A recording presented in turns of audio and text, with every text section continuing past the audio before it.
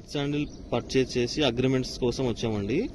ఎందుకు మన వెంచర్లన్నీ ఇటువైపే వేస్తున్నాము, ఎందుకు ఇది ఇక్కడే పండుతుంది అంటే, ఇక్కడ వేసిన నేలలో, సూటబుల్ నేలలో ఇలా వస్తుందండి. హార్డ్ వుడ్ అనేది ఇంత వస్తుంది, పైన వేస్ట్ వుడ్ అనేది చాలా తక్కువ వస్తుందండి. ఇది ఎంత తక్కువ వస్తే చావ అంత ఎక్కువ వస్తుంది, చావ అంత ఎక్కువ వస్తే అంత మనీ వస్తుందండి. చూసారా, ఇది ఎంత లావు ఉందో అదే లావు ఎక్కడ దాకా వస్తుందో అక్కడ కట్ చేస్తారు. కట్ చేస్తే దాన్ని ఏ గ్రేడ్ అంటారు అనమాట. దాని తర్వాత కొంచెం స్లోప్గా వెళ్ళిపోయి ఒక షేప్ వస్తుంది, దాన్ని బి అంటారు. బి తర్వాత ఇట్లా కొమ్మలుగా డివైడ్ అయిపోయి ఇరెగ్యులర్ షేప్లో ఉంటుంది, దాన్ని సి అంటారు అనమాట. సో మన వెంచర్లలో ఏబిసి 3 వస్తాయండి. మనం మెయింటైన్ చేసే విధానం మీరు చూడొచ్చు, 4లో కావచ్చు, 5లో కావచ్చు, 6లో కావచ్చు. అలా మెయింటైన్ చేయగలిగితే 100% మనం ఏబిసి 3 ఇస్తామండి.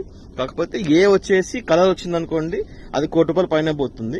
బిసి కూడా అంతేనండి, కలర్ బట్టి రేటు, స్లోప్ని బట్టి రేటు, సైజుని బట్టి రేట్ అనమాట.